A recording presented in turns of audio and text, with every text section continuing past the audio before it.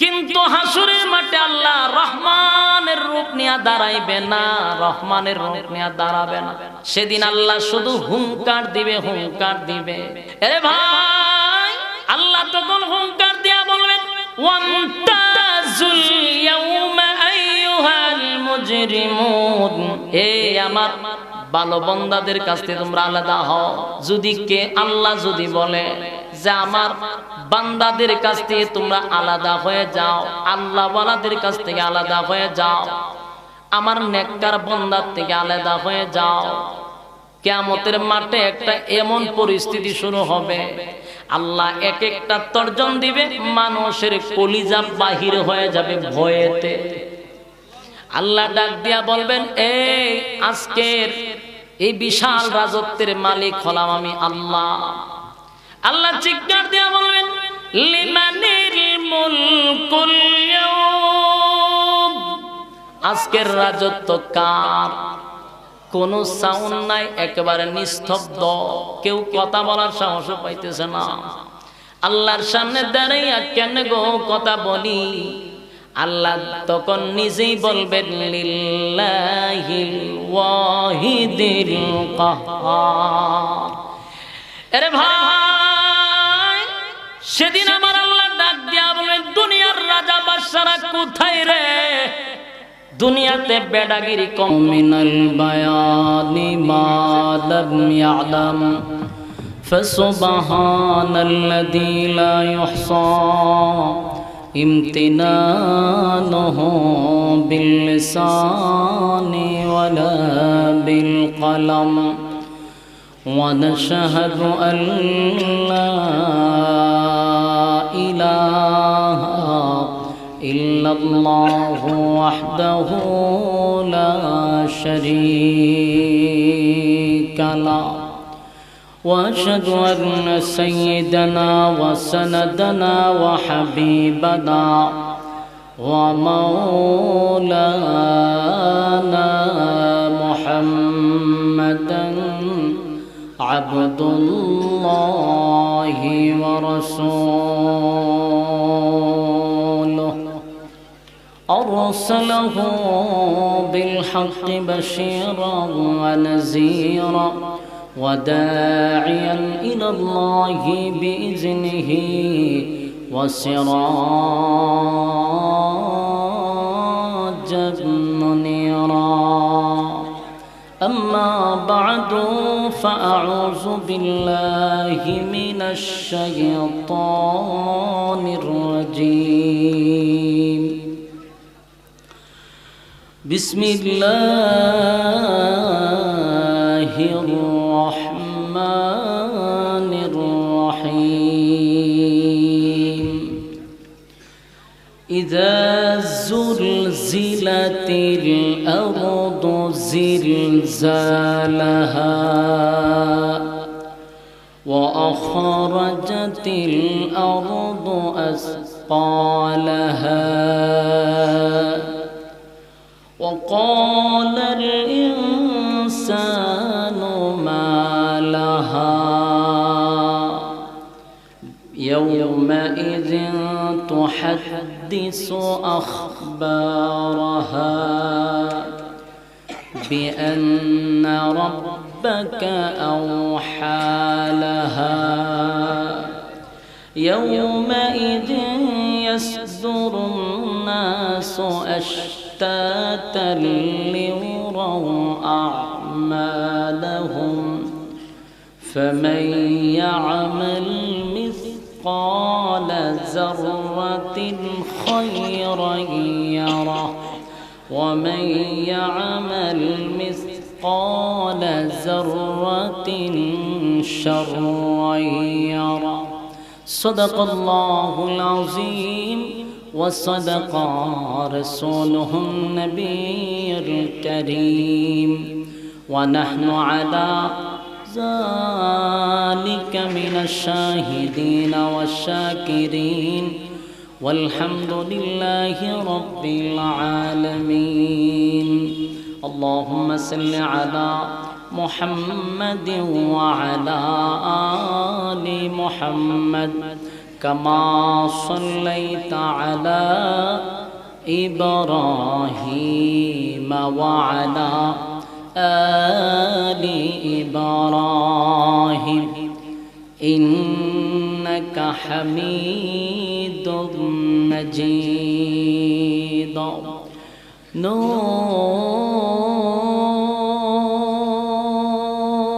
নূরে इरफाने मोहब्बत दिल में बर दोनों आलम से हमें कर बेखबर। जलन तो ने दी है मेरे दिल में आराब, जलन की दवा अब फिला दे खुदाया। सारे दुनिया तय किया मैं मिसल दो देखा नहीं, तेरी मानंद खूबसूरत चांद भी होता नहीं। बलगल उला बिकमालिही कशफत तुजा बिजमालिही हसूनत जमीअ खिसालिही सल्लल्लाहु अलैहि। আলহামদুলিল্লাহ, আয়োজিত আজকের হযরত উমর ফারুক রাদিয়াল্লাহু তাআলা আনহু ইসলামী সমাজ কল্যাণ সংস্থার উদ্যোগে তাফসীরুল কোরআন মাহফিলের সম্মানিত আজকের সভাপতি আলহাজ হযরত মাওলানা আতাউর রহমান সাহেব, আজকের মাহফিলের সভাপতি জনাব আব্দুল হাকিম সাহেব, আজকের মাহফিলের সভাপতিত্ব করছেন জনাব মোহাম্মদ সফিউদ্দিন সাহেব, দিগার উলামায়ে কেরাম উপস্থিত আছেন, স্থানীয় উলামায়ে কেরাম উপস্থিত আছেন, দূর দূরান্ত থেকে আগত সমবয়সী তরুণ যুবক ভাইয়েরা, পর্দার আড়ালে আছেন সম্মানিতা মা এবং বোনেরা, সকলকে আমার অন্তরস্থল থেকে জ্ঞাপন করছি মোবারক সবটুকুন শুকরিয়া আল্লাহ সুবহানাহু ওয়া তাআলার দরবারে, যিনি আমাদেরকে সুস্থ অবস্থায় জান্নাতি একটি মজলিসে উলামায়ে কেরামদের সহবতে আসার বসার সুযোগটুকু করে দিয়েছেন। এজন্য শুকরিয়া আদায় করে নিচ্ছি আলহামদুলিল্লাহ। লক্ষ কোটি দুরূদ এবং সালাম আল্লাহর সৃষ্টির প্রধান আকর্ষণ জনাবে মুহাম্মদুর রাসূলুল্লাহ সাল্লাল্লাহু আলাইহি ওয়াসাল্লামের উপর। সম্মানিত সুধী,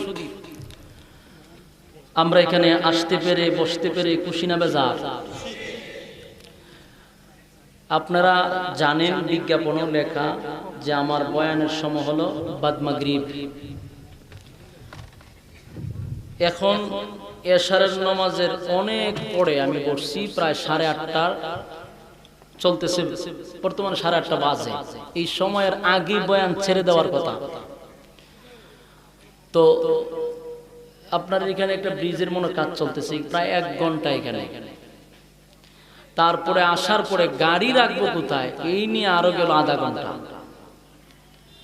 এরপরে তো উন্নয়নের রাস্তা ঠেলায় আসতে তো সময় লাগে, চতুর্দিকে খালি উন্নয়ন, এই উন্নয়ন ঠেলাইতে ঠেলাইতে আপনারা এই পর্যন্ত আসছে। এখন পরের মাহফিল তাদের 9টার থেকে বয়ান করার কথা, ওইটি প্রথম রাখা হয়েছে বয়ান, এটার বহু পরে আপনারটা রাখা হয়েছে। তো সময় বেশি দেওয়ার কোনো সুযোগ নেই, অল্প সময় আমি কিছু কথা বলবো, ধৈর্যের সাথে আপনারা কথাগুলি শ্রবণ করবেন। লম্বা সময় হলে কথাগুলি গুছালো হয়, কথাগুলি বুঝতে সুবিধা হয়। শর্ট সময়ে আমি কিছু কথা বলতে চাই, ধৈর্যের সাথে শ্রবণ করব ইনশাআল্লাহ। আর আসা যাওয়া থাকলে ইনশাআল্লাহ মহব্বত বাড়বে। যদি আসি কোনো সময়, লম্বা সময় দেওয়ার চেষ্টা করব। আসুন, আমাকে বিষয় দেওয়া হয়েছে সূরা জিলজাল, আপনারা দেখছেন। তো এই সূরাটাই আমি আপনাদের সামনে তেলাওয়াত করেছি। এই সূরা থেকে আমি কিছু কথাবার্তা আপনাদের সামনে বলার চেষ্টা করব ইনশাআল্লাহ। রব্বি কারীম যেন বলার তৌফিক দান করেন, আমিন। সম্মানিত সুধী,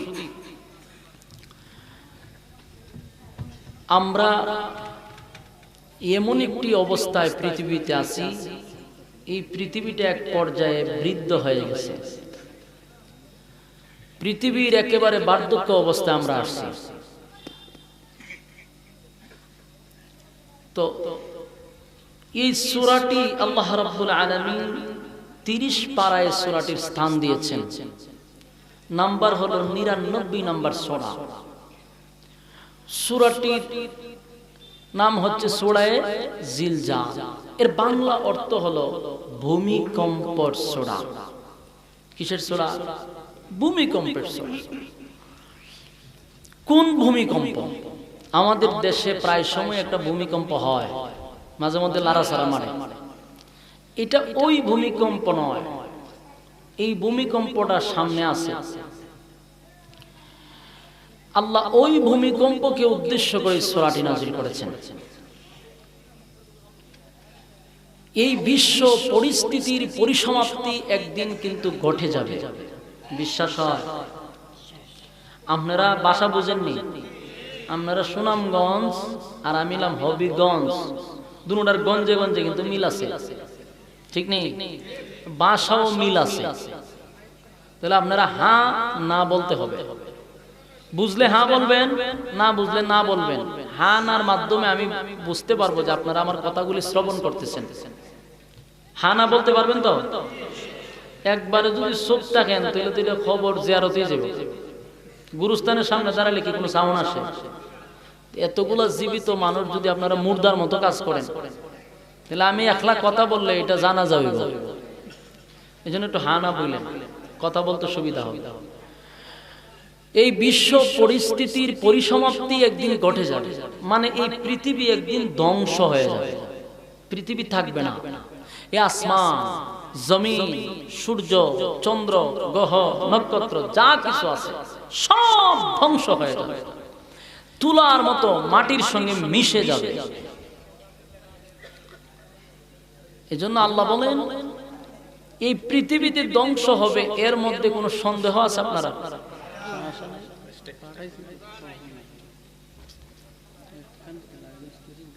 তাহলে এবার আসুন, ধ্বংস হবে এর মধ্যে কোনো সন্দেহ নেই, সব ধ্বংস হবে, একটা প্রাণীও বেঁচে থাকবে না। আল্লাহ নিজে বলতেছেন কুল্লু মান আলাইহা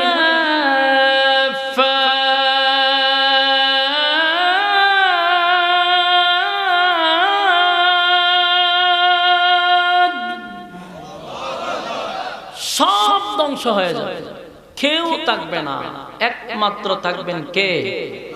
জুড়ে বলেন ওয়ায়াবকা ওয়াজহু রাব্বিকা যুল জালালি ওয়াল ইকরাম।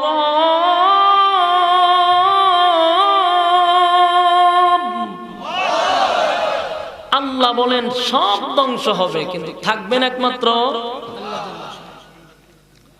সম্মানিত সুধী। তাহলে আবার আসুন, পৃথিবীর কোনো কিছুই থাকবে না, আমরাও থাকবো না। পৃথিবী যদি না থাকে আমরা থাকবো কোথায়? আমরা তো প্রথমেই শেষ, ধূলিসাৎ হয়ে যাবে। এই পৃথিবীর একেবারে শেষ পর্যায়ে আমরা আসছি, শুরু হয়ে যাবে ভূমিকম্প। ওই যে আল্লাহ বলছেন ইজা জুলজিলাতিল আরদু জিলজালাহা, জমিনের মধ্যে জালজালা শুরু হবে, ভূমিকম্প।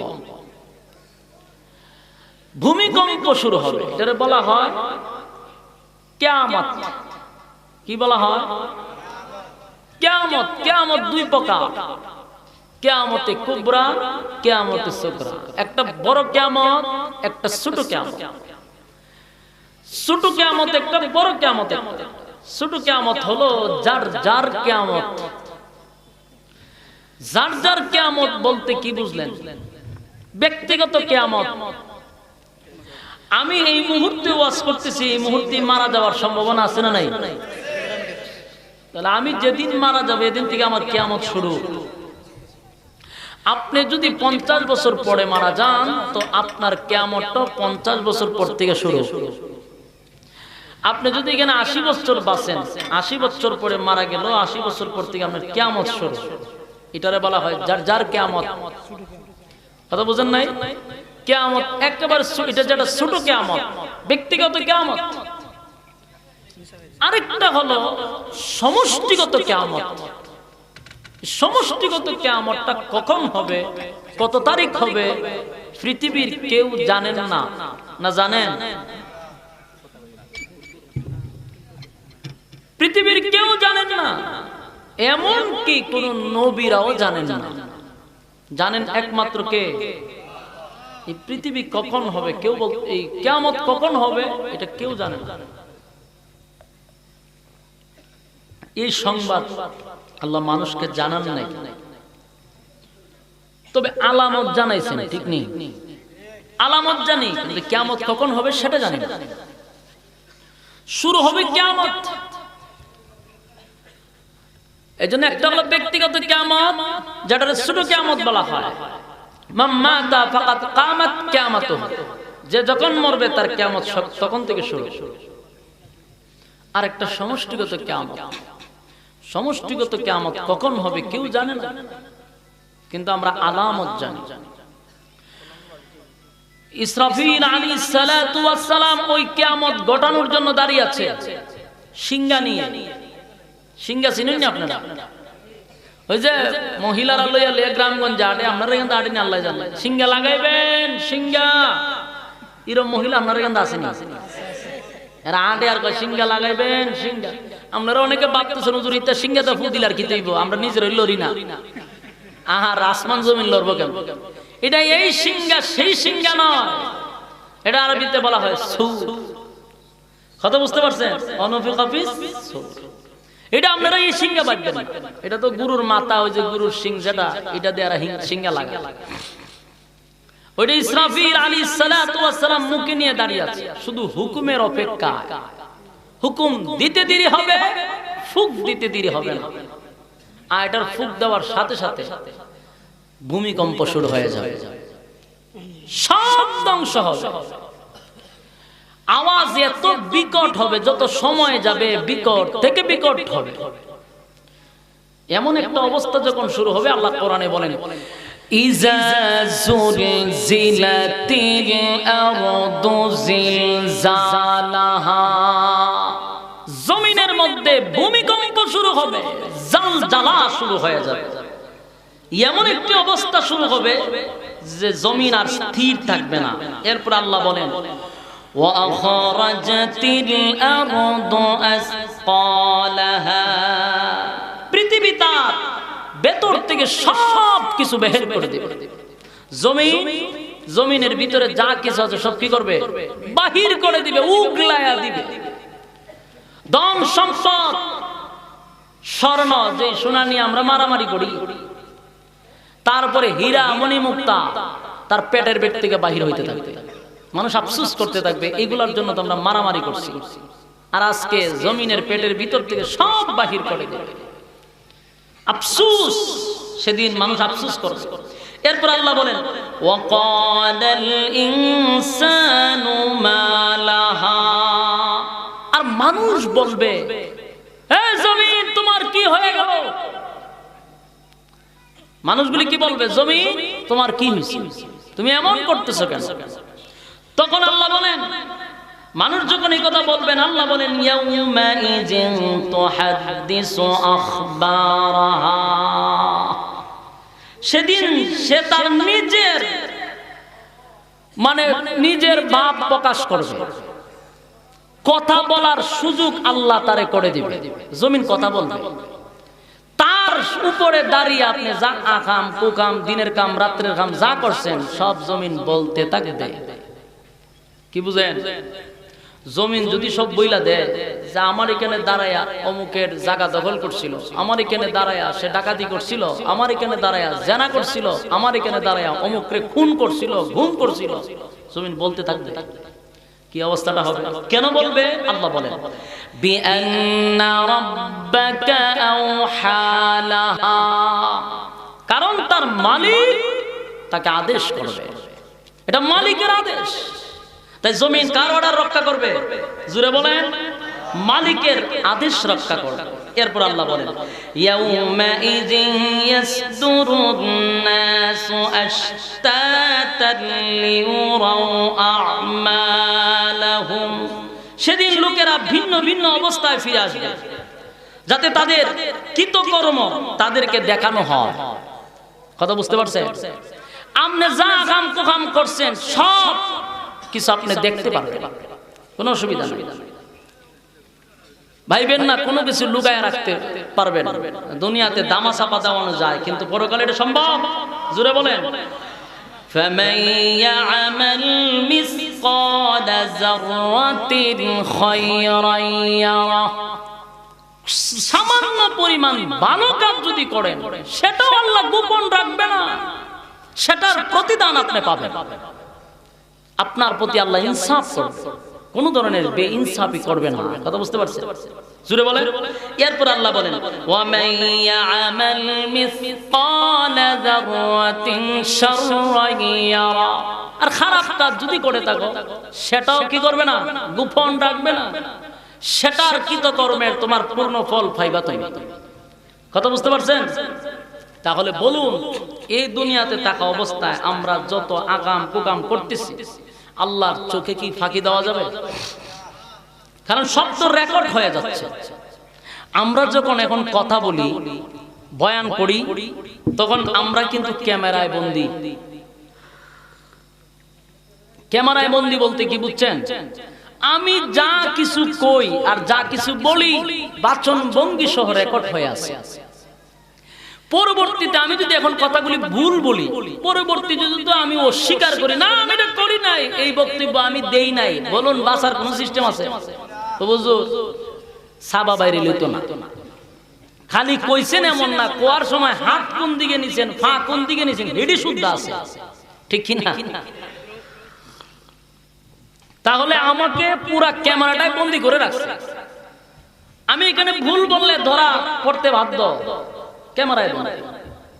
তো দুনিয়ার মানুষ যদি এই প্রযুক্তি দিয়ে আপনাকে বন্দী করে রাখতে পারে, আর যেই মালিক আপনি আমাকে সৃষ্টি করছেন তিনি কি সব রেকর্ড করতে পারেন না? তাহলে আমি যা করছি এগুলো আল্লাহর সামনে ওপেন হয়ে যাবে। ও স্বীকার করবেন যে আমি এটা করি নাই, ভিডিও ডাইরেক্ট বড় একেবারে আপনার পর্দার মধ্যে দেখানো হবে। ওই তাকায় দেখ কত মিনিট সময়, কোন সময়, দিনে না রাতে, আসরের পরে না জোহরের পরে না সকালবেলা, সব রেকর্ড হয়ে আছে। বাঁচার কোন সুযোগ আছে? তাহলে আবার শুন, সমষ্টিগত কিয়ামত শুরু হয়ে যাবে, জমিনের মধ্যে কম্পন শুরু হবে। এই অবস্থায় আওয়াজের সুরে সমস্ত প্রাণী সকল সব মারা যাবে, কোন প্রাণী বেঁচে থাকবে না। এমন একটা অবস্থা হবে, কোন রিওয়ায়াতে আসছে 3 বার সিংহায় ফুঁক দেওয়া হবে, কোন জায়গায় আবার 2 বারও পাইছে। এখন এই যে প্রথম ফুঁক দেওয়ার পরে কিন্তু সমস্ত প্রাণী শেষ, এটার এত বিকট আওয়াজ, কেউ বেঁচে থাকবে না। মাঝখানে 40 দিন না 40 বছর, এটা সঠিকভাবে আমি জানি না, এটা বলাও হয় না। মাঝখানে 40 গ্যাপ থাকবে, এর মধ্যে মনে করেন প্রচন্ড বৃষ্টি হবে। দ্বিতীয় সিংহায় যখন ফুঁক দিবে, মানুষের শরীর আবার মাটির থেকে গঠন হবে। গঠন হওয়ার পরে তৃতীয় সিংহায় ফুঁক দেওয়ার সময় মানুষ মাটির নিচ থেকে মাটি জাগতে জাগতে প্রচন্ড পিপাসায় উলঙ্গ অবস্থায় মানুষগুলি দৌড়াইতে থাকবে হাসরের মাঠে। কি অবস্থায়? উলঙ্গ অবস্থায় কলিজা পাটা পিপাসা লইয়া হাসরের মাঠের দিকে মাটি জাগতে জাগতে দৌড়াইতে থাকবে।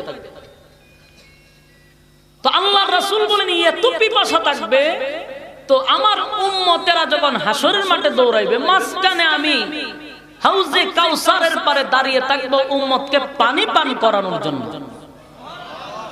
আমি যখন আমার উম্মতকে এক পেয়ালা পানি পান করায়া দিব, আর এই পানি পান করার সাথে সাথে বান্দার আর জিন্দেগিতে কোনোদিন পানির পিপাসা লাগবে না।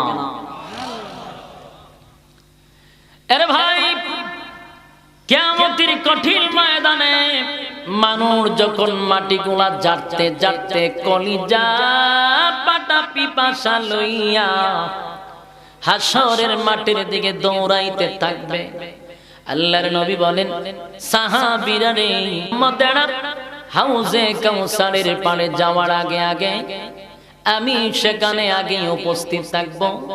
আমার গুনাহগার উম্মতদেরকে আমি পানি পান করাবো, পিপাসা নিবারণ করাবো।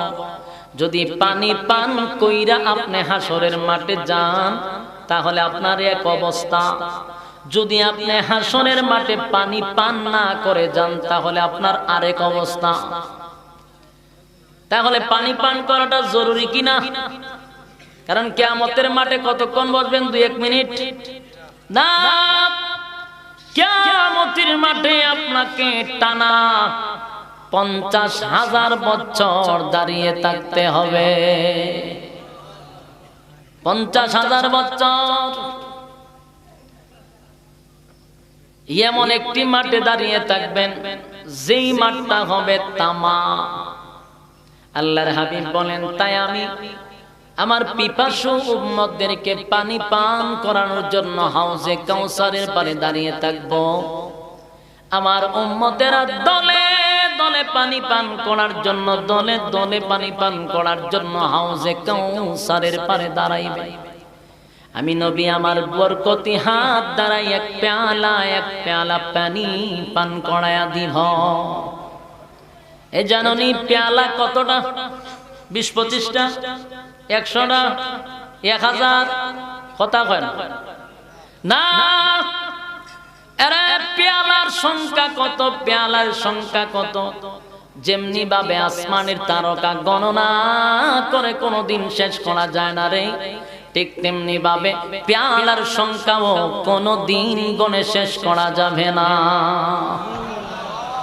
অসংখ্য গণিত পেয়ালাগুলি লইয়া হাউজে কাউসারের পাড়ে আল্লাহর হাবিব দাঁড়ায়া থাকবে গুনাহগার উম্মতদেরকে পিপাসা নিবারণ করার জন্য।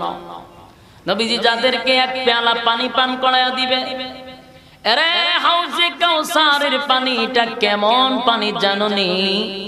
এটা দুনিয়ার পানি নয়, দুনিয়ার পানি নয়। এটা কেমন পানি জানোনি? এই পানিটা দুধের চেয়েও বেশি সাদা, আরে মধুর চেয়ে মিঠা, দুধের চেয়েও সাদা। এই পানিটা যদি এক ফোঁটা পানি কেউ পান করে গো, আর হাজার হাজার বছরের ভিতরে কোনদিন পিপাসা লাগবে না, পানির পিপাসা লাগবে না। আল্লাহর নবী বলেন, আমি পানি পান করানোর জন্য পেয়ালাগুলি লইয়া আমি যখন দাঁড়িয়ে থাকব, আমি তাকায়া দেখব আমার উম্মতগুলি দলে দলে আমার কাছে পানি পান করার জন্য আসতেছে, দলে দলে পানি পান করার জন্য আসতেছে। আমিও দাঁড়ায় থাকব পানি পান করানোর জন্য। হঠাৎ করে দেখব অসংখ্য উম্মতের একটা জাকের মতো আমার কাছে পানি পান করার জন্য আসতেছে। আমি নবী পানি লইয়া দাঁড়ায় আছি, আমি তাদেরকে দেখি, তারা আমাকে দেখে, কিন্তু একেবারে কাছাকাছি আসলো এমন সময় মাঝখানে হঠাৎ করে পর্দা পড়ে গেছে। পর্দা বন্ধ করে, পর্দা পড়ে গেছে। এখন আমি তাদেরকে দেখি না, তারাও আমারে দেখে না। এ যুবক ভাই, দিলের কান লাগায় শোনো, হাসরের মাঠে হাউজে কাউসারের পানি থেকে, নবীর বরকতি হাতের পানি থেকে 3 দল মানুষ বঞ্চিত হবে। কয় দল? 3 দল মানুষ নবীর হাতের পানি পান করতে পারবে না রে। কত বড় কপাল পোড়া! ওই হাউজে কাউসারের পানি যদি পান না করতে পারো গো, উপায় নাই, কিন্তু উপায় নাই। পানি পান না করলে তোমার এক অবস্থা, পানি পান করলে আরেক অবস্থা। যদি পানি পান না করতে পারো তোমার কপাল পোড়া, তুমি ধ্বংস হয়ে গেলা।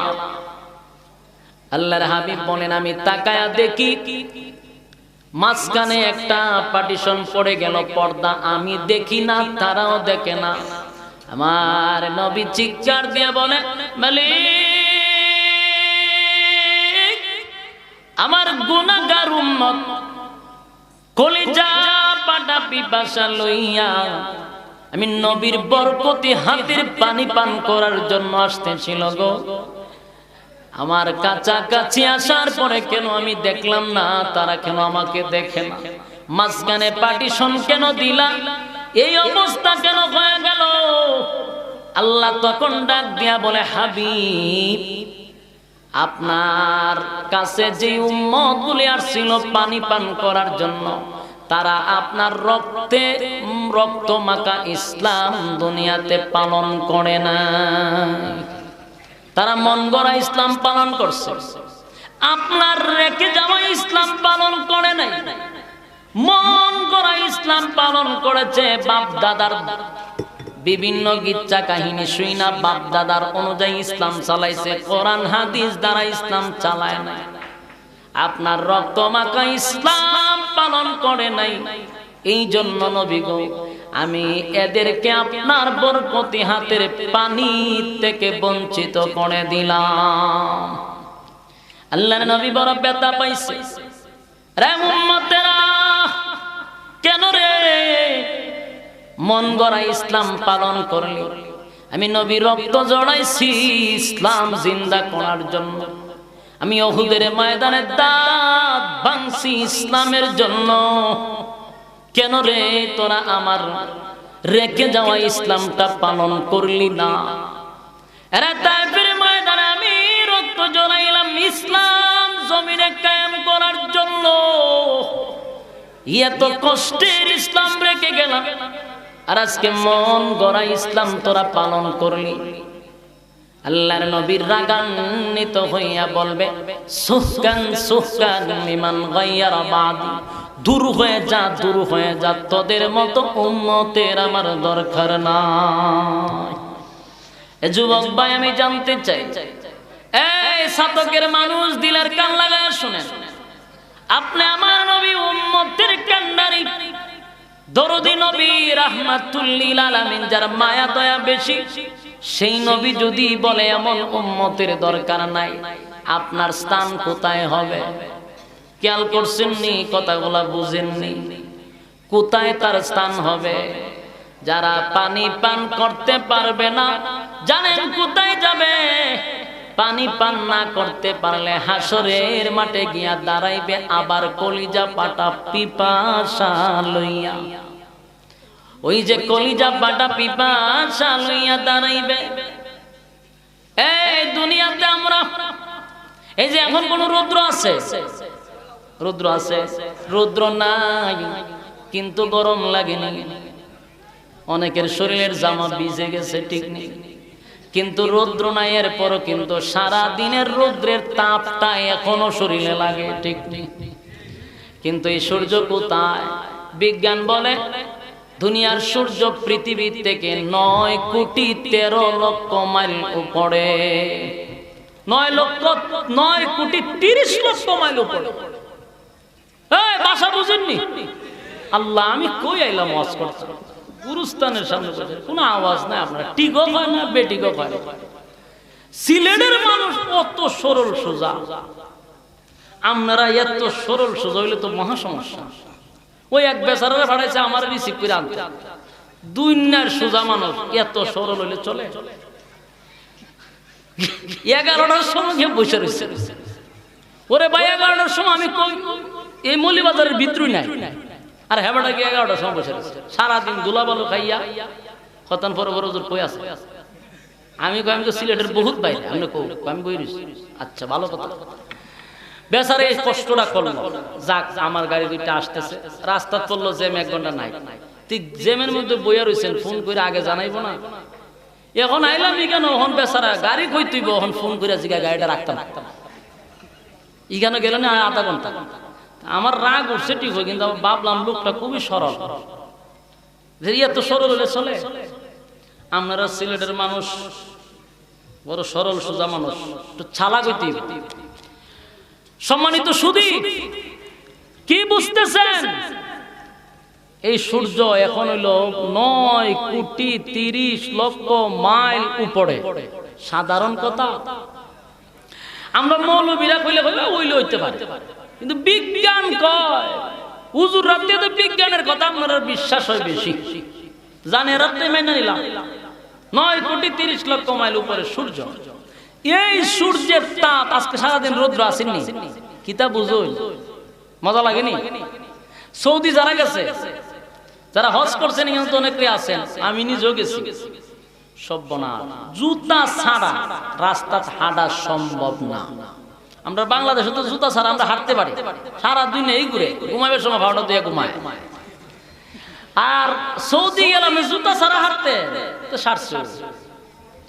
আমি একবার রুম থেকে বাইরেছি, জুতা দেখে কেডা নিয়েছে তু গায়া পাইতেছি না, আবার হেমাদা একামত চলতেছে, আমি ভাবলাম জমাটা ছাইরা লাভ নাই, জুতা ছাড়াই মারছি দৌড়।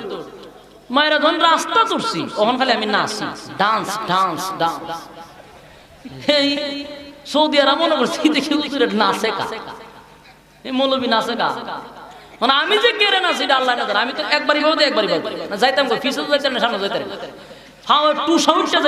আমি দৌড় দিয়ে আরবির দোকানে ঢুকছি, ঢুকে আমি হেতে বাসাও আমি বুঝাইতে পারি, হেতের বাসা বুঝি না, আমার বাসা বুঝাই কেমনি কইতাম যে ভাই আমি শেষ, পরে কতন বারে কই আমার ফাও নাই, তো হেতে বুঝতে পারছে আর এই সর্বনাশ, হেতে জুতা ছাড়া বলদ কইতে গেছে, বা আমরা সৌদি তো এরকম বেউব নাই, তাড়াতাড়ি হেতের হাত থেকে আমার জুতা দিচ্ছে, দৌড় দেন দৌড় দেন, পরে জুতা লাগাইয়া দৌড় গেছে।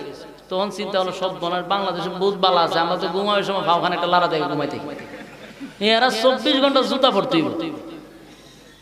চিন্তা করেন সূর্য 9,30,00,000 মাইল উপর থেকে এটার একটা শুধু হাঁস লাগে, ছায়া লাগে, এই ছায়াই যদি এত উত্তপ্ত হয়, এত গরম হয়, আর আল্লাহ বলেন হাসরের মাঠে এই 9,30,00,000 মাইল উপরের সূর্যটারে 70 গুণ পাওয়ার দিয়া মাত্র 9 ইঞ্চি উপরে আনা দিবে।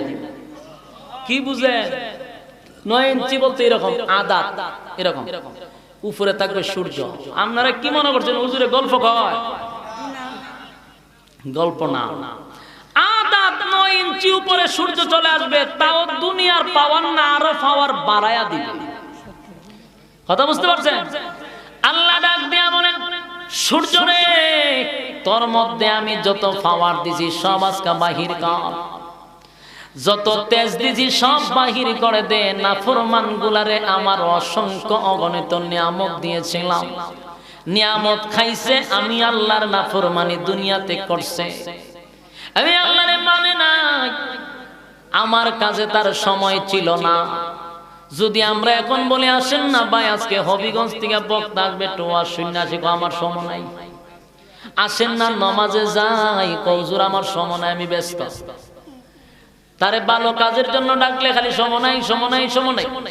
যে লোকটা বলে সময় নাই সময় নাই, তাকায়া দেখবেন টিভির সামনে ঘন্টার পর ঘন্টা বৈশা IPL BPL এর খেলা দেখে, সময়ের কিন্তু অভাব নাই। যারা ঘরের ভিতরে আমরা আফা মা বোন, তারা যারা নামাজ পড়ার সময় পায় না, নামাজের কথা কইলে বাচ্চায় ফসরাপ করে দিছে, এখন নামাজ পড়া যাইত না।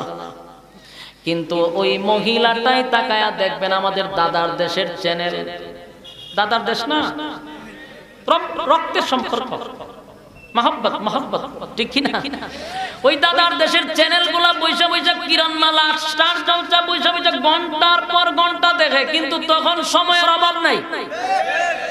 আমাদের যুবক বাইরে যদি বলে আসেন না নামাজে যাই, কো সময় নাই, কিন্তু তাকায়া দেখবেন টাচ মোবাইল লইয়া খালি এইভাবে টানে, এটা কয় ফেসবুক, ঠিক না?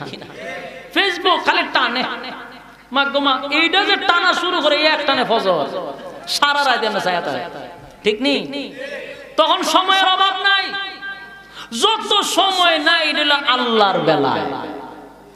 আল্লাহর কাছে বান্দার সময় নাই, দুনিয়ার কাছে বান্দার সময়ের অভাব নাই, ঠিক? আল্লাহ বলেন, রে বান্দা, দুনিয়াতে সময় আমি দিছিলাম। বলুন সময়ের মালিক কে? আরে সময়ের মালিক আমি। 24 ঘন্টা সময় দিলাম, 24 ঘন্টা সময় দিলাম। 24 ঘন্টার সময়টা আমি আল্লাহ দিছি, ব্যয় করবি আমি আল্লাহর রাস্তায়। কিন্তু বান্দা 24 ঘন্টার সময় তোর কাছে ব্যয় করলি, কর বান্দা, অসুবিধা নাই। 24 ঘন্টার সময়ের মধ্যে আমি আল্লাহ তোরে 23 ঘন্টা দিয়া দিলাম, বান্দা তোর কাছে ব্যয় কর। 1 ঘন্টা শুধু আমি মাওলার জন্য ব্যয় কর। 1 ঘন্টা ব্যয় করার কারণে আমি আল্লাহ তোরে অনন্তকাল জান্নাত দান করে দিব। কিন্তু বান্দা এত খারাপ, এত খারাপ বান্দা, 24 ঘন্টার পুরা 24 ঘন্টায় তার কাজে লাগায় আমি আল্লাহরে সময় দেওয়ার সুযোগ নাই। এত নাফরমান, আমার খাইয়া আমার বইরা বদনা, আমি আল্লাহরে চিনল না। ফেরেশতারা শক্ত করে দাঁড়িয়ে তাক আজকে সাইজ করার সময়। আল্লাহ বলেন সূর্য তোর মধ্যে যত পাওয়ার দিলাম আজকে সব ছাইরা দে, সব চার।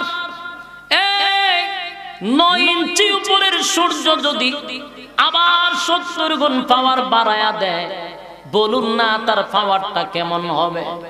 সর্বপ্রথম মানুষের মাথাগুলি ঠাস ঠাস করে ফেটে যাবে। এর মগজগুলি বাতির মতো উতরাইতে থাকবে, উতরাইতে থাকবে। জমিনটা হবে তামা। তামা কেন রে? আমার আল্লাহর কি স্বর্ণের অভাব পড়ছিল? আমার আল্লাহর কি রূপার অভাব ছিল? তাহলে তামা কেন বানাইলো? আরে বান্দা, তামা কেন বানাইলাম জানোস নি? তামা বানানোর কারণ হলো তামার মধ্যে একটা আলাদা গুণ আছে। তামা কিন্তু সাধারণ তাপ লাগলেই গরম হয়ে যায়, আর সূর্যের তাপ যদি তামায় লাগে, বলুন না এটা কেমন গরম। আল্লাহর নবী বলেন কিয়ামতের মাটি যখন মানুষগুলা দাঁড়াইবে, এইভাবে যেইভাবে বসেন এইভাবে না, ছড়ায়া বসে, ঘুমায়া বসেন না। প্রত্যেকটা মানুষের পায়ের নিচে যতটুকু জায়গা ঠিক ততটুকু জায়গার মধ্যে বান্দা দাঁড়ায়া থাকবে টানা 50,000 বছর। টানা 50,000 বছর। 1-2 দিন না, 50 দাঁড়িয়ে থাকতে হবে। আরে মানুষের মগজগুলি গলে গলে জমিনে পড়বে, আর কলিজা পাঠাবে বাসা। মানুষের জিহ্বাগুলি বাহির হয়ে যাবে, কুকুরের মতো বাহির হয়ে যাবে। আল্লাহ বলেন সূর্য রে আরো তাপ বাড়ায়া দে।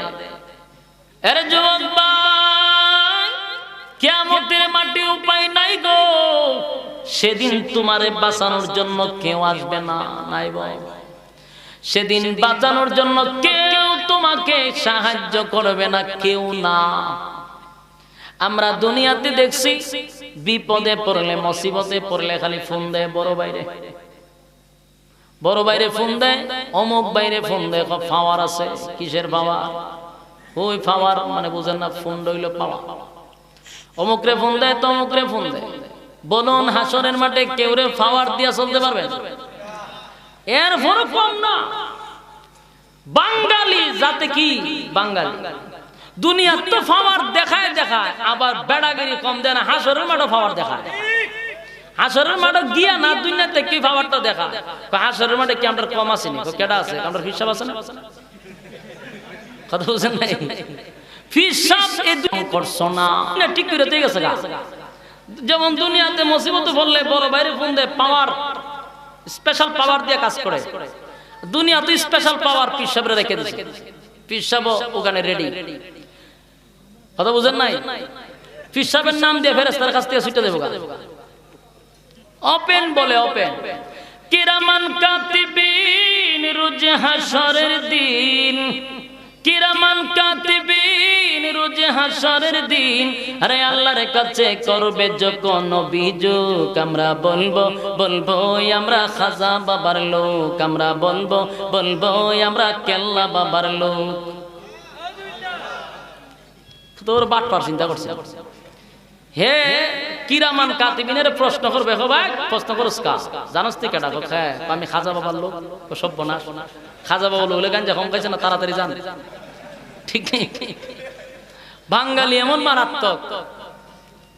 বলুন কিয়ামতের মাঠে কেউ কাউকে সাহায্য করবে না। আল্লাহ বলেন ইয়াউমা ইয়াফিরুল মারউ মিন আখিহি ওয়া উম্মিহি ওয়া আবিহি ওয়া সাহিবাতিহি ওয়া বানি। কিয়ামতের মাঠে তোমার মা, তোমার বাবা, তোমার দাদা, তোমার চোদ্দ গোষ্ঠী কেউ তোমার কাজে আসবে না, কেউ তোমার কাজে আসবে না। ভাই বোনা, মা বাবা তোমার সাহায্য করবেন না, না কেউ তোমার কোনো কাজে আসবে না। যার যার ইয়া নফসি ইয়া নফসি। মা বাবা কোথায় বাঁচাইবে, কোথায় পীর থাকবে? সমস্ত নবীরা বলবে রব্বি হাবলি। সকল নবীরা বলবে ইয়া নফসি বলবে। আল্লাহ তুমি আমার কি উপায় হবে, আমার কি উপায় হবে? পেরেশান হয়ে যাব। এই পয়গম্বররা যদি বলে আমারে বাঁচাও, আমার কি উপায় হবে? তাহলে পীর সাহেবের বিল আছে কেন? হ্যাঁ আসেনি না? তোমার আমলের কোনো বেড়াগিরি আছে? যেখানে নবীদের কোনো গুনাহ নাই, নিষ্পাপ, যার গুনাহ নাই, সেই নবীরা যদি বলে আমার কি উপায় হবে, আমার কি উপায় হবে, সবাই বলবে ইয়া নফসি, আমার কি উপায় হবে? শুধুমাত্র কেবলমাত্র তোমার আমার নবী বলবে ইয়া নফসি, বলবে না, বলবে ইয়া উম্মতি ইয়া উম্মতি। উনি খালি উম্মতের জন্য কানবে আর সবাই নিজের জন্য কানবে। সুবহানাল্লাহ। সমস্ত নবীরা হাসরের মাঠে তাদের গলার নিচে পানি থাকবে না, পাগলের মতো দৌড়াইতে থাকবে। আজকে আল্লাহর যে রাত, মেজাজ খুব গরম। হাসরের মাঠে আল্লাহর মেজাজ মারাত্মক গরম থাকবে। দুনিয়াতে তো আল্লাহর নাম হলো রহমান, কিন্তু হাসরের মাঠে আল্লাহ রহমানের রূপ নিয়ে দাঁড়াইবে না, রহমানের রূপ নিয়ে দাঁড়াবে না।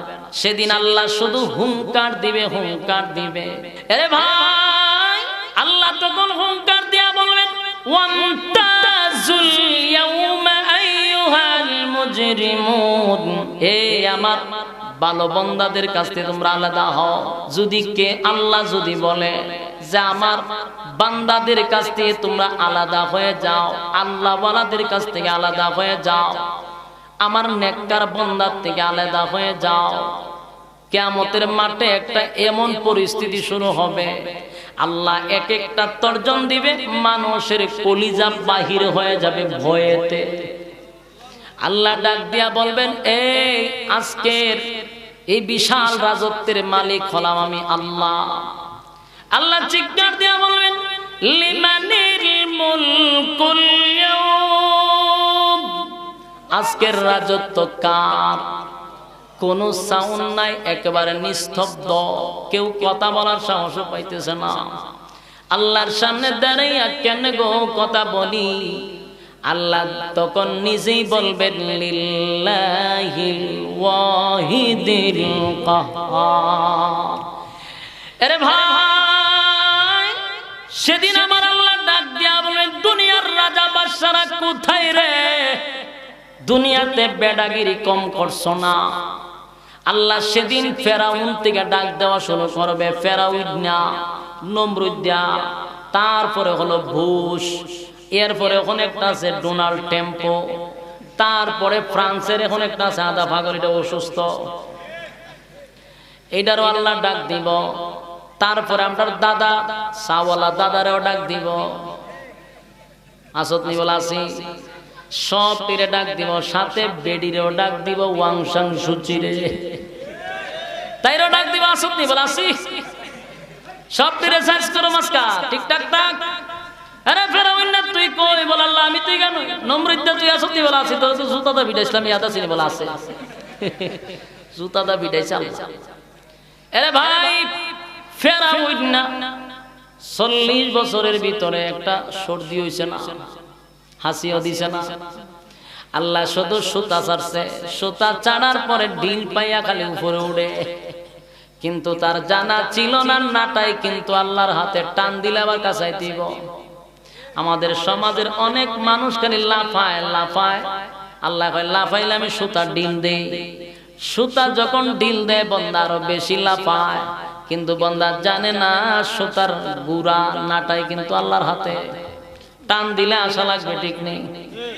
ফেরাউনে প্রায় 90,000 শিশুরে জবাই করছে, কত অত্যাচার জুলুম করেছে, কত কষ্ট দিয়েছে মানুষকে। কাজের বুয়ার 2টা সন্তান তেলের মধ্যে একেবারে বাজি করে ফেলেছে।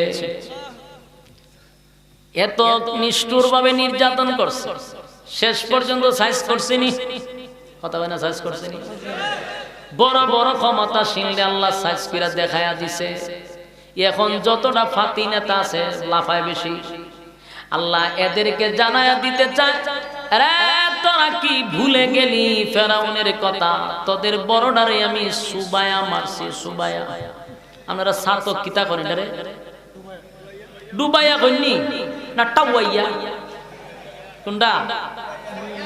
ডুবাইয়া, টাওয়াইয়া, সুবাইয়া, এইভাবে মারছে ওই নীল নদের মধ্যে। সুবাইয়া সুজা করছে নি? সুজা কি অস্থির সুজা হইছে, একেবারে সুজা। সাপ দেখবেন খুব সুন্দর, কিন্তু জীবনে সুজা হয়ে আড়ে না, সবসময় আঁকা বাঁকা হয়ে আড়ে, ঠিক নেই? এক সাপ আর এক ব্যাঙের খুব বন্ধুত্ব ছিল। তো ব্যাঙে কয়, দোস্ত সব ভালো লাগে, কিন্তু তুই তো সময় বেহাতের হয়ে আড়স, আমার পছন্দ লাগে না, সুজই আঁটতে পারস না। যখন তার শরীর নিয়ে কথা বলছে, তার বডি নিয়ে কথা বলছে, তার মর্যাদার মধ্যে খুব লাগছে, সাপে মেজাজ গরম করে ফাঁক করে আমরা ভানা ধরছি। ব্যাঙে ভয়ের সুরে একটা কূপ আছে, এটা নিচে লাফ দিছে, দিয়া তার জীবন বাঁচাইছে। তো সাপ তো আর ওই পানির মধ্যে নামে না, বিষাক্ত সাপ না। ব্যাঙের নিচ দিয়ে কয়, বেকার বেখা, তুই সুজা থাকতে পারস না। সাপে কয়, খারবারটা দেখছো, দাঁড়াই আঁকো, দাঁড়াই আঁকো, দাঁড়াই তো আমার দূর থেকে কই সুজই যে গিয়া বেখাতে রাস্তা। সাপে কয়, বেটা হইলে দাঁড়ায় আস না, দেখিলেই মনে তোর বেটাগিরি খতকান আয়। তো খতকান দুজনে কথাবার্তা চলতেছে, খসু যাওয়া না, তুই সামনে আয়, ফাত ফাত ফাত ফাত করতেছে সাপে। আর এতে তো নিচে আর এক রাকাল এই কুফের কাছে দিয়ে যাইতেছে গুরু নিয়া, আত্মা দেখে সাপের ফাত ফাত ফাত ফাত শব্দ। রাকালকে খালি হাতে দেখায় না, লাঠি দেখায়, গল্লা 22 লম্বা গল্লা লইয়া যায়। যখন ফাত ফাত করা শুরু করছে, তখন এ তালাশ করে এটা কই আছে। কাছে গিয়া দেহে মা এইভাবে ফোনা ধরে রাখছে। প্রথম বাড়িটাই মনে হয় এই জায়গার মধ্যে একবারে দিয়ে তার ফত শেষ, ফাত ফাত করা শেষ। এরপরে এটা আরো ইচ্ছা মতো খেচ্ছে, বাদাম দিতে দিতে একেবারে সোজা। এরপরে এটা মাইরা রাস্তার মাঝখানে নেই, সোজা করে তুইছে। ছোটবেলা আমরা অনেক সময় সাপ মাইরা মানুষের ভয় পাইবার লেগে এটারে মাইরা টেরে নিয়ে আবার রাস্তার মধ্যে তুইতাম। রাস্তাতে মানুষগুলো দেয় ইধারে লারা দাদা, এটা লড়ে না। এটা আমিও করে দেখছি। আর নাইলে সাপের মাথার মধ্যে কত গোবর দিয়ে রাখতাম। এই রাস্তার মধ্যে সোজা করে রাখলে বোঝা যেত জিতা। তো হেও কি করছিল, মাইরা সোজা করে রাখছে, সোজা করে রেখে গেছে। ব্যাঙে কতক্ষণ তাকায়া দেখে ফাত ফাত কোনো শব্দ নাই। অনেকক্ষণ পরে উঠছে, বন্ধু গেল, ওইটা দেখেন তাই নাই। একটু সামনে গেছে, গিয়ে একবারে সোজা আলিফের মতো সোজা দিকে সেরকম, দুস্ত গুড, ভেরি গুড। আমি তো এটাই কইছিলাম যে মাশাআল্লাহ, এখন তো সুযোগ গেল, রাগটা কি কমছে। কাছে দিয়ে এইটাও কোনো শব্দ নাই। আস্তে আস্তে বয়ে বয়ে কাছে গেছে, কি আমরা লারা দেয়, দেখে লড়ে না। আরো কাছে গিয়ে দেখেন তাই নাই। ওহন ব্যাংকে এটাই কইছিলাম, এটাই চাইছিলাম আমি, এটাই চাইছিলাম দোস্ত, এরকম সোজা হইতে আমি চাইছিলাম, কিন্তু এমন এক টাইমে তুমি সোজা হইছ, লাভ নাই। তুমি জীবিত থাকতে সোজা হইছ না, কিন্তু মরার পরে সোজা হইছ। এই সোজাটা তো তুমি আগে হইতাস না, কিন্তু মরার পরে হইছে, ঠিক নেই? ফেরাউন বহুত বেকা গারতেরামি করছে, কিন্তু আল্লাহ মরার পরে একবারে সোজা করে দিছে, ঠিক নেই? নমরুদ দ্বারা সোজা করছে, জুতা দা ফিডাই। আবার প্রতিবন্ধী এক মশা দিয়া, বালা মশা না, কোন বালা বংশের মশাও না, এটার ভাব একটা নাই, প্রতিবন্ধী। কথা বুঝেন নাই? ভালো মশা না। এই মশা যে ফাও একটা নাই, কোন অ্যাক্সিডেন্টে গেছে, আনালে টাইফয়েড জ্বরে নাই গেছে। এরকম এক দুর্বল প্রতিবন্ধী মশারে আল্লাহ পাঠাইছে, ওই নমরুদের ডিউটি পালন করতেন। এবারে মশা না মাশাআল্লাহ একবারে খারাপ না, এর মতো একটা লোক রেজামাল ল্যাংড়া ভাও দিয়ে কোনো সাইজ করতে পারি, তাও হইছে। আল্লাহ কাজ বুঝাই দিলেন জিব্রাইল রে, জিব্রাইল তুমি মশারে কাজ বুঝাই দাও। জিব্রাইল আয়ো, তুই তো প্রতিবন্ধী আর তো পারছ না, আয় তোর ডিউটি আছে। কোথায়? ওই দেখ বম্পাস্টিক মার্কা দুইটা নাক আছে, তুই কেন নাকের গুড়ার কাছে দাঁড়ায় থাকবে, যখন সুযোগ পাইবে এই রাস্তাতে ঢুকবে, ডুইকা সে যখন টান দিব হাওয়া লইব, ওই সময় কিন্তু গতি কিন্তু কম থাকতো না, এই গতির লোক পুরো জাজিম সোয়ান ফর্ম বই। এখন মাশাআল্লাহ খুব নরম সরম একটা জায়গা পাইছি, আর এখানে যাওয়া যাবি নাই, বাসস্থান এখানে ভালো নিরাপদ, এয়ার কন্ডিশন। বৈশা জিব্রাইল গেরে বৈশা থাকলে কাম হইতো না, ডিউটি তোর ডিউটি কি, একটা ইনজেকশন মেরে দে, ইনসুলিন দিয়া দে, তো তার মুখের মধ্যে ইনসুলিন আছে, সুখা একটা সুই আছে, এটা করতে কোন জায়গা চারতাম, যে জাজিম ঘুমাইছ এখানে মেরে। তখন সুইটাই মাথা দিয়ে মগজের মধ্যে ঢুকাইছে। বলুন মগজের মধ্যে যদি সুই ঢুকে কি অবস্থাটা হবে? যেই সুই ঢুকাইছে, নম্রতা ছিল পার্লামেন্ট, বিভিন্ন মন্ত্রী সবাই বসা, হঠাৎ করে যখন এই অবস্থা তখন খালি মাথার তাপায়, তাপাইতে তাপাইতে মাঝে মিক্রি বেমার ধরছে, ফিডানি শুরু করে দিছে। জিনে ধরছে না ভূতে ধরছে, ভালো মানুষ ইতা করতেছেন না, তাপায় খালি তাপায়, লাফাইতে আছে, কোনো কাজ হয় না, দুমছে তাপায়, কাজ হইতেছে না, পাগলের মতো নাচতেছে, কোনো কাজ হয় না, দাঁড়ে যা পাইতেছে তা দিয়ে বাড়িতেছে, কাম হয় না। লাস্টে হঠাৎ করে জুতা দিয়ে মারছে বাড়ি, যে জুতা দিয়ে বাড়ি মারছে আল্লাহ করে তাড়াতাড়ি সার, সাথে সাথে তার সুই বাই করে দিছে। এখন নমরুদ টেনশনে পড়ে গেল, হিরে হাত দিয়া তা পাইলাম কাম হইল না, তারপরে বোতল দা বাইরিলাম, যা পাইলাম তা দিয়া বাইরিলাম, ব্যথা ছাড়লো না, কিন্তু জুতার মধ্যে কি মেডিসিন দিয়া দিল, এটা যে এই রোগের ওষুধ, এটা তো আমি জানতাম না। না মাশাআল্লাহ কাম হইছে, জুতাটা কামও লাগবে। জুতা নিয়ে গবেষণা শুরু করছে, যেটা মধ্যে কি মেডিসিন আছে, যেটা তো বাড়ি দিলে সেটা দিল, তো তুই জুতা সারন জানা, জুতা লয় বইরিস। তখন আবার যখন খামুর দেয় টাস করে বাড়ি মারে। মশাও খুব ট্রেডিং থাকতো, যদিও সে প্রতিবন্ধী, কিন্তু ট্রেডিং, কারণ তার ফাওয়ার নিয়ে গেছে, ট্রেডিং তো আর গেছে না, সে তো প্রশিক্ষণ প্রাপ্ত। তো তেও বাড়ি দেওয়ার সাথে সাথে শুই উড়াইলা, আল্লাহ কয় এই লো তোর ডিউটি, চালায় যা। তো সুইদা গুতা দে, জুতা দে, বাড়িতে ছেড়ে দে, চলছে ডিউটি। উনি একজনে কত কাজ করতো, আমাদের কি তার মন্ত্রী সবাই বসবে না জুতা দা বেরিব? তখন চিন্তা করলো একজন লোক রাখা দরকার, খালি আমার জুতা দা ফিটাইতে। আল্লাহ চাইলে কি না করতে পারে চিন্তা করছে। শেষ পর্যন্ত সে একজন লোক রাখলো, তোর একটা চাকরি, সব বনাস দরখাস্ত দিও, চাকরি পাওয়া যায় না। হঠাৎ করে আমার কি চাকরি পাইলাম? চাকরি হইল জুতা দা ফিটানি। স্যার আপনি কি আমার সাথে ফাইজলামি করে? ফাইজলামি না, বাস্তবে জুতা দা খালি ফিটাইবে, মাসে এত হাজার টাকা বেতন, সমস্যা নাই। কারে? আমারে তো সব বনাস। এটা কি দেখো, আপনারও জুতা দা ফিটাইতে আমি আমার গর্দান থাকবো না, ওইটা তো ডিউটি, চাকরি। এরকম চাকরি হইলে আপনারা করবেন? আমি টাকা সারা করব। যদি কইতো বলে ফ্রান্সের যে একটা আধা পাগল হন যে প্রেসিডেন্ট, বলে হুজুর এরা খালি জুতা দা ফিটাইবেন, আমি বললাম আমি নিজের টাকা খরচ করে ফিটাবো। ঠিক ঠিক। যেই লোক আমার রাসূলের ছবিকে ব্যঙ্গ করে, তার দেশে রাসূলকে অপমান করতেছে, প্রায় 200 কোটি মুসলমানের কলিজায় আঘাত দিয়েছে, ঠিক কিনা বলেন? সেই প্রেসিডেন্টের কপালে জুতাদা বাইরিতে কোনো অসুবিধা আছে? অলরেডি সারা বিশ্ব তাকে জুতাদা বাইরিতে আছে। ছবির মধ্যে বাইরানো আর সরাসরি বাইরানো এক কতই, খালি বেতাটা লাগে না, সম্মান দিয়ে আমার ছবি যদি জুতাদা বাইরে, আমার জুতা নি বাইরে নেবার বাকিটা রাখছে, খালি বেতা পাইলাম বাইরিতে তো আছে, ঠিক। তো সারা বিশ্বে তারা জুতাদা বাইরিতেছে। এখন সমস্যাটা হলো নমরুদটা তো মানুষটি কম জ্বালাইছে না, এজন্যই চাকরি পাইছে। স্যার আমি এক পায়ে দাঁড়ানো আছে, চাকরি আমি এটা করব, আমার দরকার। দিছে জুতা হাতে তুলল, বাস শুরু হইলো জুতা দা ফিডানি। যখন কামড় দেয় বাড়ি দেয়, টাস করে বাড়ি মারে। তো বিভিন্ন দেশ থেকে মন্ত্রী এসে যখন বসে, আর যখন দেয় পিছন দিয়ে তারা জুতা দা বাড়ি মারে, 5 টাকা করে। এটা কোন জায়গা তাইলা? আপনি কোনো মন্ত্রী নেই, আপনার কোনো মান সম্মান আছে? আপনার সাথে আমরা বসছি, আমাদের ইজ্জত শেষ, আমরা জুতা দা ভিড়ে আপনার সাথে একজন গার্ডে, তার সাথে কোনো চুক্তি নাই, চলো বেজ্জতি শুরু হইলো। তা শরমে আর কোথাতে বাইরে না, খালি জুতা দিয়ে ভিড়ায়। যে বাইরিতেছে প্রথমে 1 সপ্তাহ 2 সপ্তাহ আনন্দের সাথে বাইরেছে, কিন্তু যখন মাসখানে গিয়েছে আর কত বাইরে তো বেচারার বিরক্ত আইসা বসে, ঠিক না? খানা গেলে অর্ধেক খানা খাই আবার জুতা বাড়িতে আবার বাকি খানা খাইতে হয়। বাথরুমও গেছে বেচারা সারাদিন, সকালে ঘুম থেকে বাথরুম করবে একবার ফ্রেশ মনে, কিন্তু বাথরুমে গেলে করে তাড়াতাড়ি বাইরে অর্ধেক ফাঁকানা কইরা পানি টানি লইছে কিনা আল্লাহ জানে। আয়া সেরা জুতাটা বাড়িতে আবার বাথরুমে যা, বেচারা পড়ছে না বিপদ। সব বনাজি যা চাকরি মানছে করে, আমার জিন্দিগি এমনি শেষ।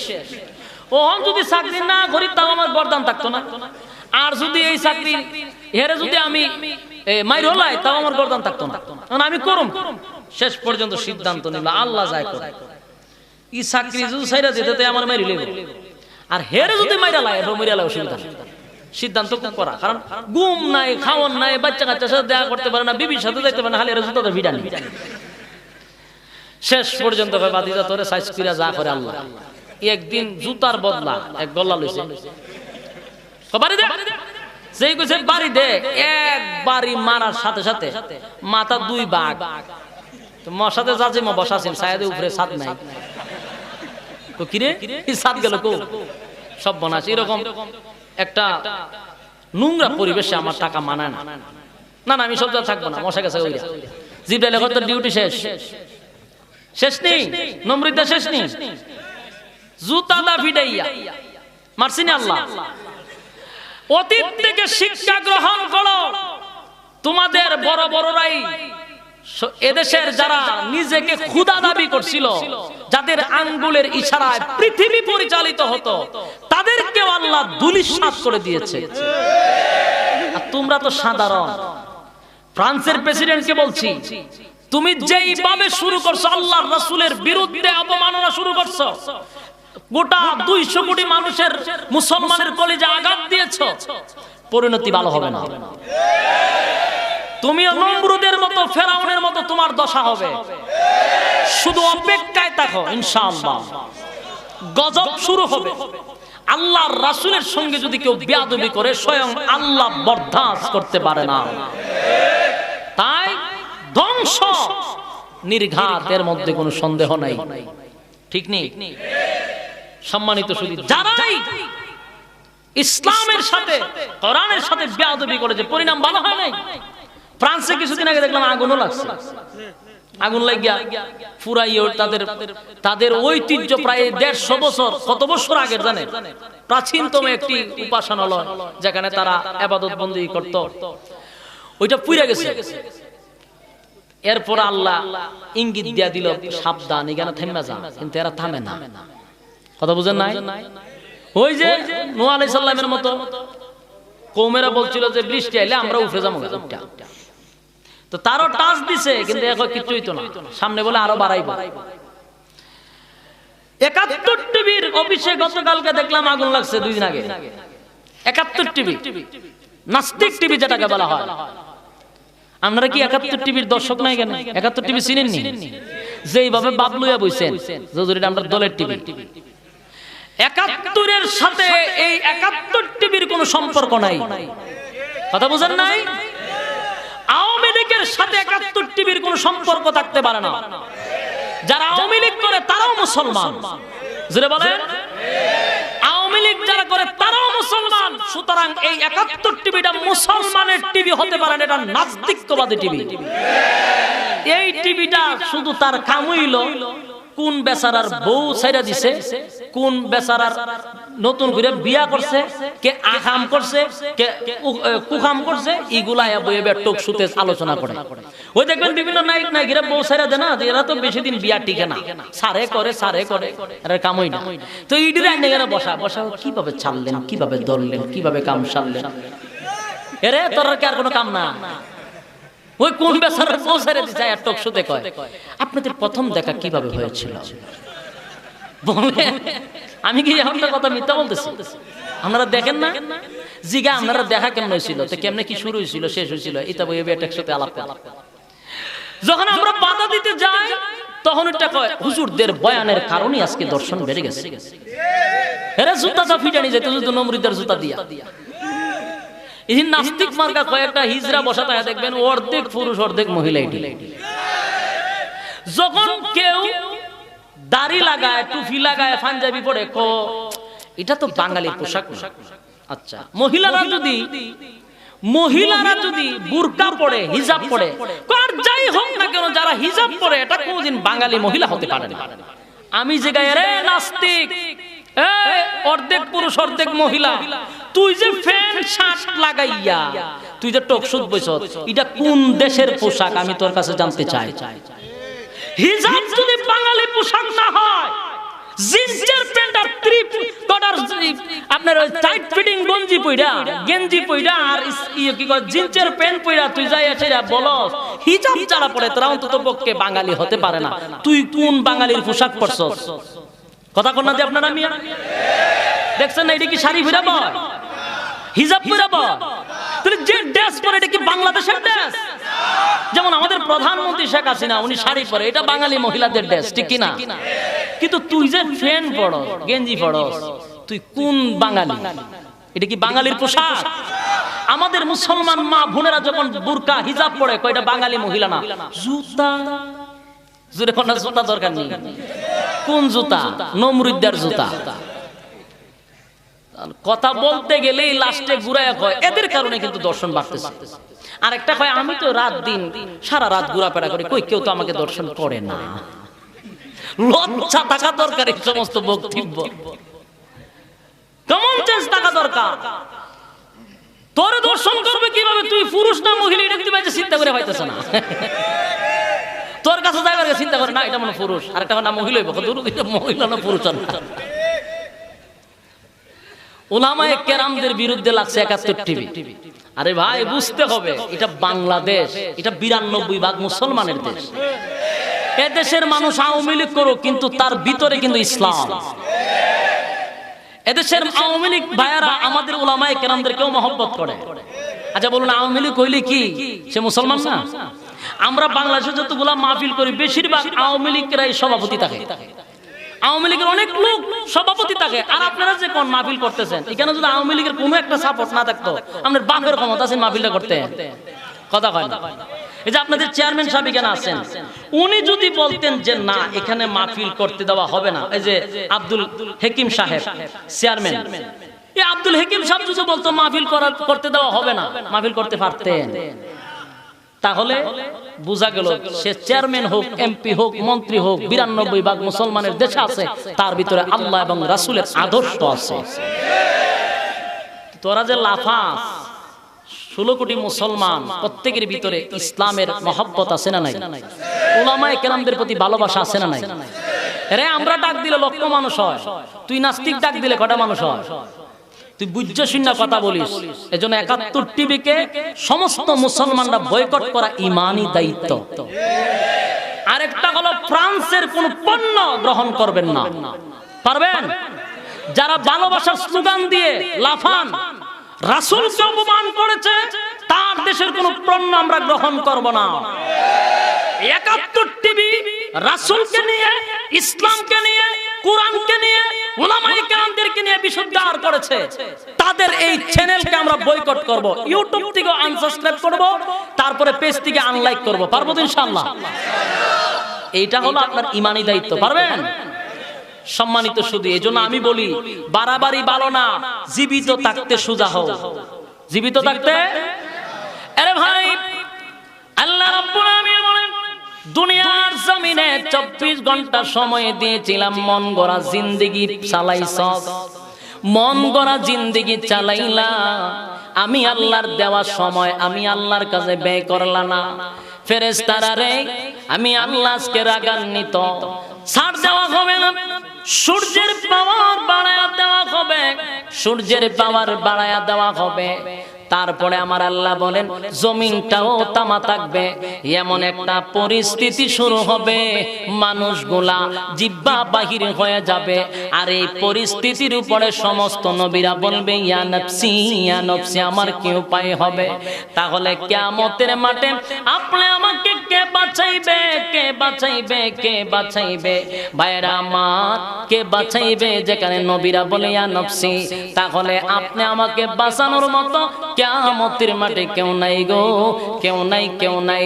আল্লাহ বলেন বান্দারে, দুনিয়াতে আমি তোরে দয়া মায়া করছি, নিয়ামত দিলাম, কিন্তু নাফরমানি করলে আমি আল্লাহর আজকে আমার কোনো মায়া দয়া নাই।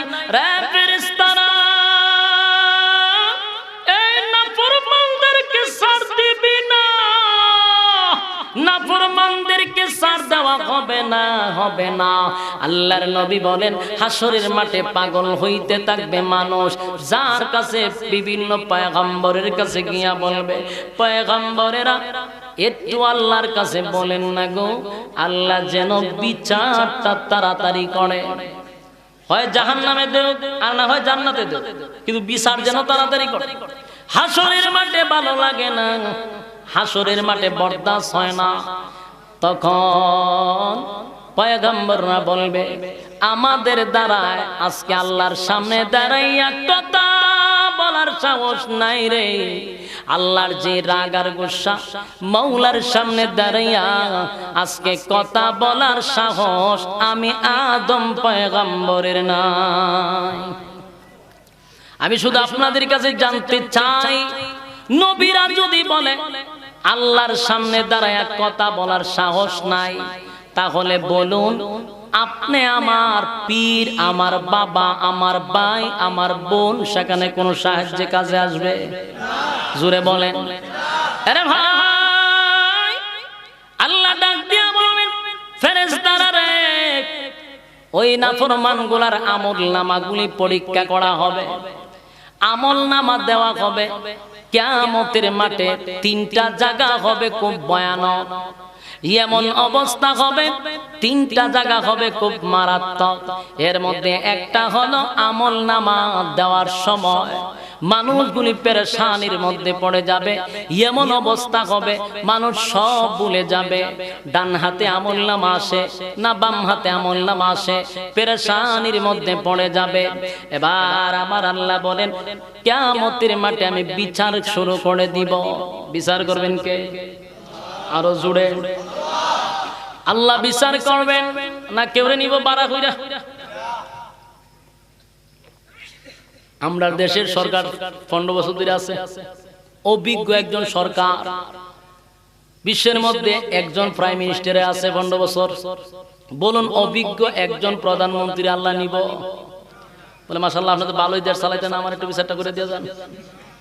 ডোনাল্ড ট্রাম্পরে নিব, ওয়াং সাং সুচিরে নিব, কেউ রে নিবে না। জোরে এখন ঠিক নেই। বিচার করবে কে? আল্লাহ যদি বিচার করে ইনসাফের না বেইনসাফের? ইনসাফের বিচার করবে আল্লাহ। আমলনামা ডান হাতে না বাম হাতে? এমন অবস্থায় মানুষগুলি চিৎকার শুরু করবে, কি উপায় হয়? দুইটা দল হবে, একটা জান্নাতি একটা জাহান্নামী। যাদের হাতে ডান হাতে আমলনামা আসবে তারা তো জান্নাতি, বাম হাতে গেলে জাহান্নামী। আল্লাহ যখন আমলনামা দিবে, বান্দাগুলি ডান হাত বাড়াবে, কিন্তু ডান হাত বাড়াইলে সঙ্গে সঙ্গে ফেরেশতারা বাম হাতটা ভেঙে ফেলবে। আমার আল্লাহ ডাক দিয়ে বলেন ফেরেশতারা রে, নাফরমানের বাম হাতটা ভেঙে পিছন দিক দিয়া বুক বরাবর ছিদ্র করে পিছন দিক দিকে নিয়ে যা। নাউজুবিল্লাহ। সামন দিকে হাতটা ছিদ্র করে পিছন দিকে বাহির করবে।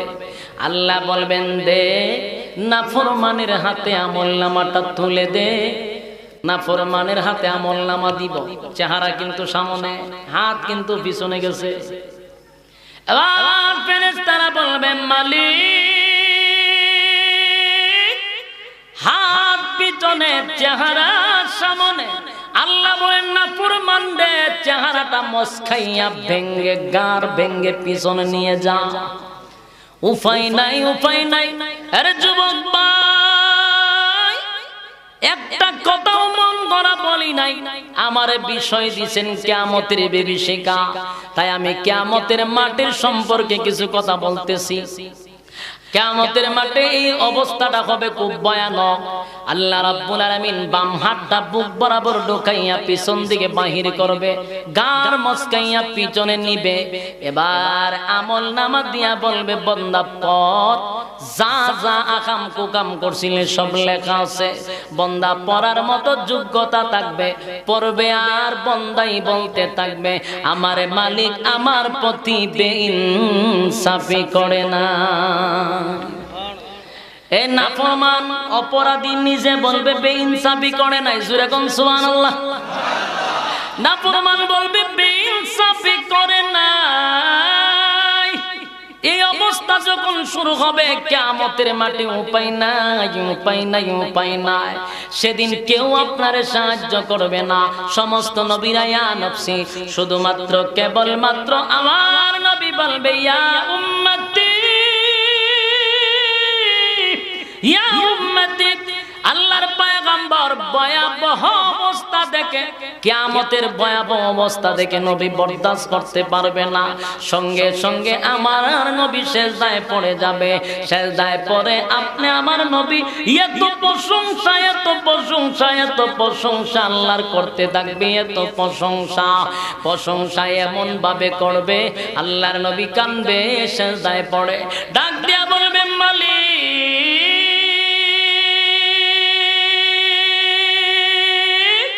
আমার গুনাহগার উম্মত কিয়ামতের মাঠে জিহ্বা বাহির হয়ে গেছে গো। আমার বান্দা আমার উম্মত গুলির অবস্থা খুব খারাপ। মালিক রে, তোমার না মায়া দয়া বেশি, তোমার কাছে না 99 গুণ মায়া দয়া রাখছো। ও মালিক, আমার গুনাহগার উম্মত রে আজকে তুমি কঠিন মুসিবত থেকে উদ্ধার করো। আল্লাহর নবী সিজদায় পড়ে কাঁদবে, আরে মালিক আমি নবী হইয়া বরদাস্ত করতে পারি না, আমি নবী হইয়া বরদাস্ত করতে পারি না গো, আমি নবী হইয়া বরদাস্ত করতে পারি না। তুমি মালিক হইয়া কেমনে বরদাস্ত করবা? এরে মালিক, আমার উম্মতের এই অবস্থা আমি বরদাস্ত করতে পারি না। আমার আল্লাহ ডাক দিয়া বলেন, হাবিব কান্দেন না, কান্দেন না, এটা কান্নার জায়গা নয়, কান্নার জায়গা নয়। জীবনভর দুনিয়াতে কাঁদছেন, রক্তাক্ত হয়েছেন, আজকে আপনার কান্নার জায়গা নয়, প্রতিদান দেওয়ার সময়।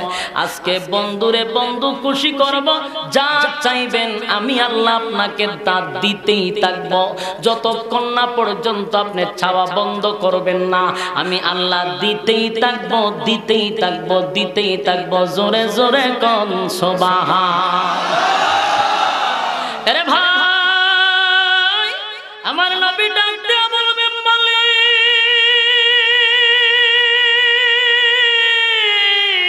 আমার গুনাহগার উম্মতকে তুমি মাফ করে দাও গো। কিয়ামতের মাঠ বরদাস্ত হয় না।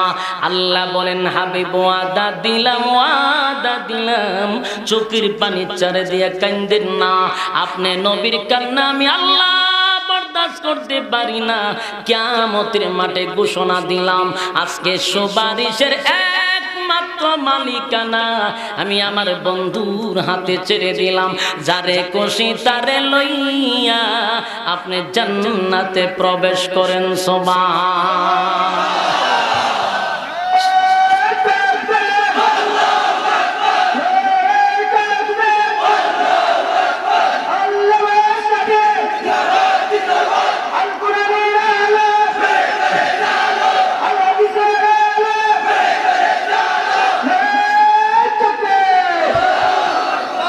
সম্মানিত সুধী, আল্লাহর পয়গম্বর সেদিন সুপারিশের মালিকানা পাইবেন।